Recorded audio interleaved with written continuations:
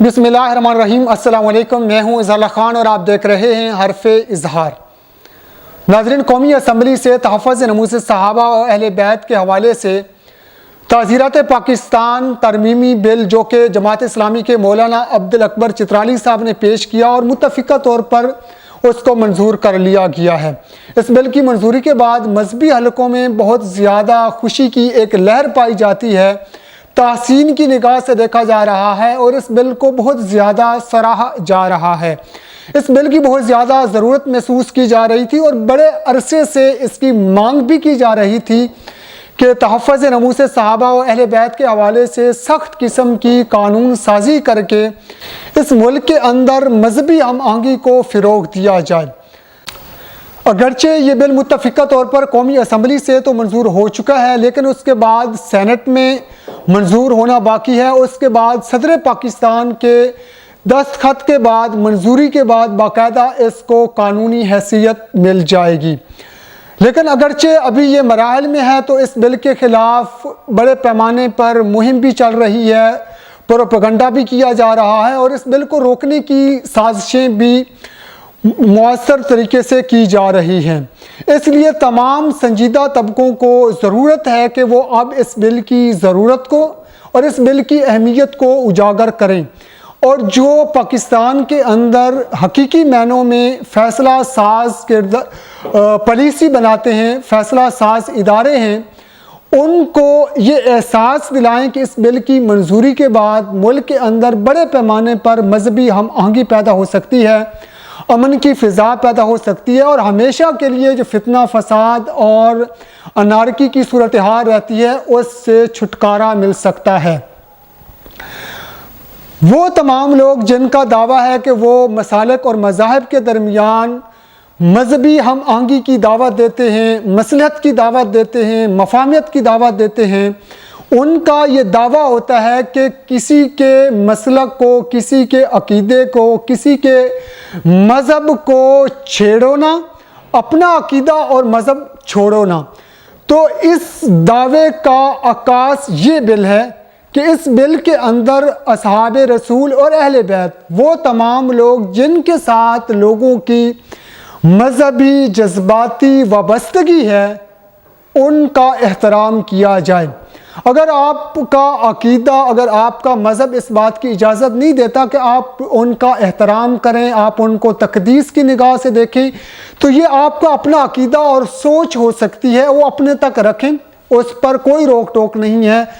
किसी पर कोई ज़ोर ज़बरदस्ती नहीं है कि वो किसी की सहाबियत को माने, किसी की तकदीस को माने,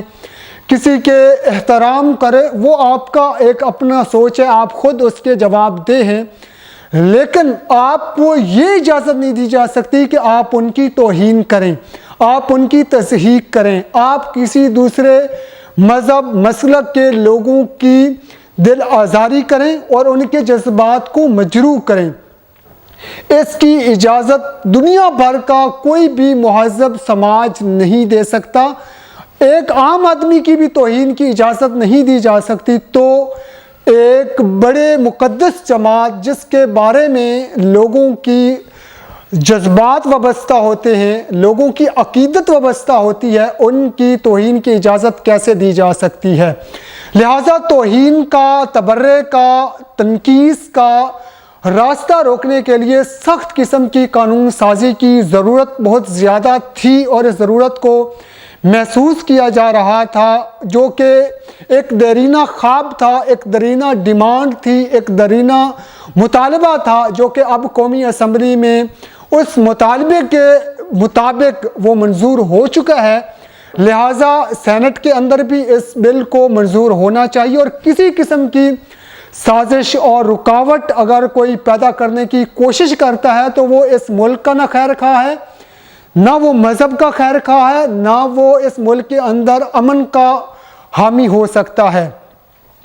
वो तमाम लोग जो इस मामले के अंदर रुकावट पैदा करने की कोशिश करें, उसके बारे में पूरी कौम को बाखबर रहने की ज़रूरत है और उनका मुहासबा होना भी बहुत ज़्यादा ज़रूरी है कि वो लोग अगर इस बिल की मुखालफत करते हैं तो वो यकीनन अमन की मुखालफत करते हैं। अगर इस बिल की कोई मुखालफत करता है तो वो यकीनन इस मुल्क के अंदर فتنہ فساد اور انارکی کی فضا کو برقرار رکھنا چاہتے ہیں، اور وہ چاہتے ہیں کہ اس ملک کے اندر کبھی امن قائم نہ ہو سکے، جو کہ یہ ایک بیرونی ایجنڈا ہے۔ خاص طور پہ